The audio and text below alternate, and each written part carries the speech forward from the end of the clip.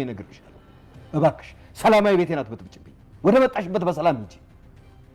ችግር የለውም እሄዳለሁ። ማርቲ እባክሽ ስልኩን ከፍተሽው። እማዬ እኔ ምንም አላደረኩም። እማዬ እባክሽ መኖሩን ራሱ እኔ ምንም ነገር አላውቅም። ይሄን አድርገሻል? አንቺ ነሽ ይሄን ያደረግሽው? ኧረ አባዬ እኔ ምንም ነገር አላውቅም። ምንም ነገር አባዬ እንደዛ ይሻላል።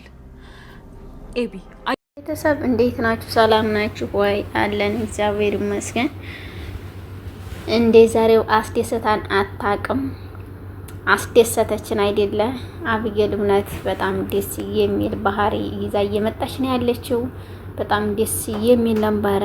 አቢጌል የድሮ አቢጌል ጠፍታ ያሁኑ አቢጌል ተገኝታለች። በእውነት ሟች ሆናለች ማለት ነው። በተለይ በዳጣ ዙሪያ ያለውን ነገር እያስተካከለችላት ነው። ሁሉን ነገር ከጎኗ እየሆነች ነው። እንግዲህ በዛ አጋጣሚ የመድኃኒት ሴራ ተገልጦባታል። ባለፈውም እንደዛ አድርጋ ነበረ። መልሳ መሆን ደግሞ እንደዚህ ያለ ሴራ ስትአደርግ በጣም ከባድ ነው። መረር ያለ ጠብ ውስጥ ነው አሁን እየገቡት። ምክንያቱም ዳጣ ናት እንደዛ አደረገች ብላ ያዙ ልቀቁ ስትል የነበረችው ዳጣንም ከማርታ ጋር ልታጣላ አስባ ነበረ። እሱም ግን አልተሳካላትም። ምክንያቱም አቢጌል ስላየቻት አቢጌል አጋልጣባታለች ማለት ነው። እንዴት እንደዚህ ይሆናል እያለቻት ነበረ ማለት ነው። እንግዲህ ማርታም በዚህ ነገር አልጠረጠረችም። እሷ ታደርጋለች ብላ አላሰበችም። ምክንያቱም አታደርግም ታምራለች ከባለፈው ህይወቷ እያለችው ነበር። ጋሽ ደረጀን ራሱ ጋሽ ደረጀ እቺ ልጅ ወደ መጣችበት ትሄድ ትመለስ፣ እቺ ልጅ ይህን ቤት ትበጠብጣለች፣ ከልጆች ጋርም እንትን እያለች ነው፣ ስለዚህ በመጣችበት ትመለስ እያለ ጋሽ ደረጀም እየተናገረ ነበር። ማርታም እህቴ ናት ወዴት እጥላታለሁ ለሳምንት ብቻ ብለው ነበርና ከዛም በኋላ ምን የሳምንት ብቻ አሁን ይዛ የመጣችው መዘዴም በጣም ከበድ ያለ ነው። በዳጣ ስልክ ስትቀርጽ ነበረ ባለፈው ላይ ያቆም ነው። ዛሬ ደግሞ የዳጣ ስልክ ይታይና አለመቀረጿ ይታይ እያለች ነበረ። ማርታም የዳጣን ስልክ ይዛ ነበርና ከፈችና ምጭ ስትላት ፓስዋርዱን ከፍታም በምትሰጥባት ሰዓትም እንግዲህ ያ ቪዲዮ ዳጣ ስልክ ላይ ተገኝቷል ማለት ነው። ሲገኝ የሉም ጨርሶ ቤተሰብ ሁሉ ነው በጣም እንዲነገጠው። እንዴት እንደዚህ ታደርጊያለሽ? እኔ እናትሽ አይደለሁም ወይ?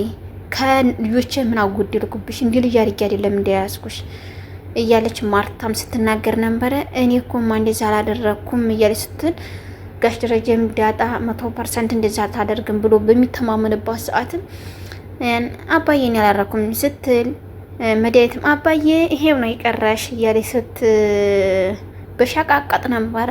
እንደዛም በምታረግበት ሰዓትም እንግዲህ ማርታ በጣም ነው የተበሳጨችው። እንዴት እንደዚህ ታደርጋለች እያለች ነበረ። ይሄን ቪዲዮ እኮ ሶሻል ላይ ሊለቀው ነው፣ ብዙ ክፍያ ከፍላ ትለቅልሻለች።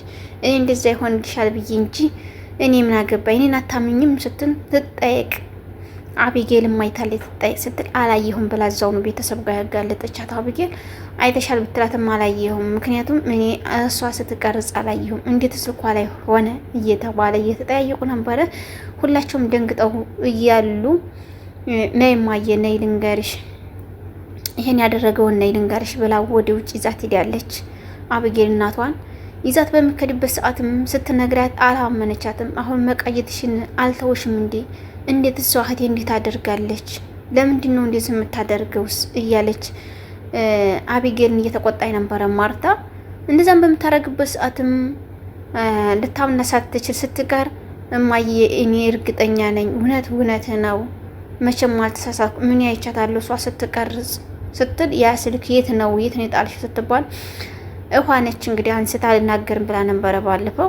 ዛሬ ደግሞ ላክስቴን ሰጠኋት፣ አንስቼ ላክስቴ ሰጥቻታለሁ እያለች ትናገራለች። እርግጠኛ ነች ስትባል አዎ ግን እርግጠኛ አይደለሁም እያለችም እንግዲህ የኋን ነገር ታውቁታላችሁና እንደዛ በምትልበት ሰዓትም ያ ስልኩን ይዛ ሄዳ ቀርጻት። አቢጌል ደግሞ ከውጭ እየመጣች ነበረ። የዛ ሰዓት አቢጌልም ቀርጻት ነበረ።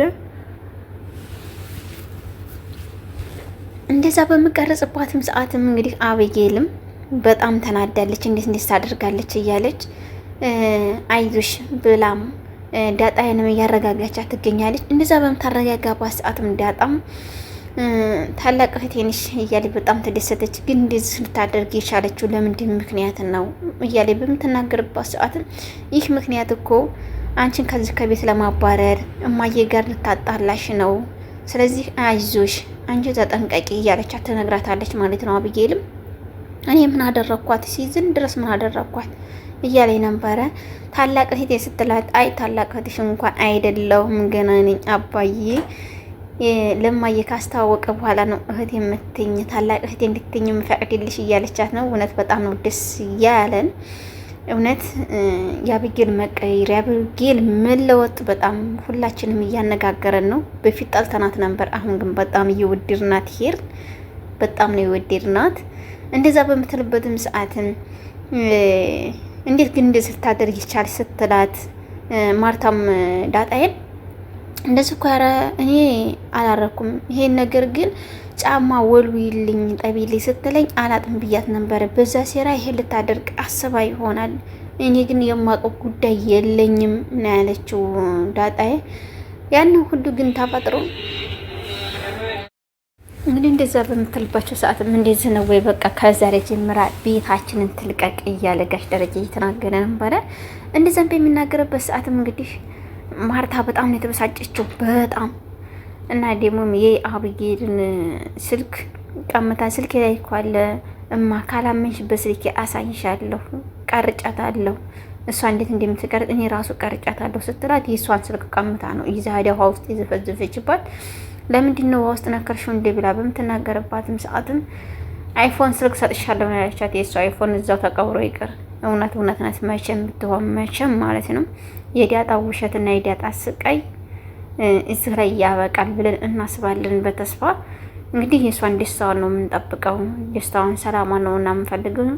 እባካችሁ አታስለቅሱብን፣ አታስከፉብን። ዳጣዬን እናቷንም በቅርብ አስተዋውቁልን እና በዛም እንደዛም በምትልበት ሰዓትም እባከተሽው አይደለ ብላ እየተቆጣይ ስትሄድ አብጌልም ማርታዬ መታ ራሱ በቃ እንደዛ አደረገች ስትላት ማርታዬም እንዴት እንደዚህ ታደርጋለች ለምን እንደዚህ ትሆናለች እያለች ስትነግራት ታይ ውሃ ብትከተውም እማ ውሃ ብትከተውም አለ ሚሞሪ በሚሞሪ ላይ ነው ችግር የለም በዝና ያለን እያለች በጣም ቀልቧን ገፋዋለች ማለት ነው።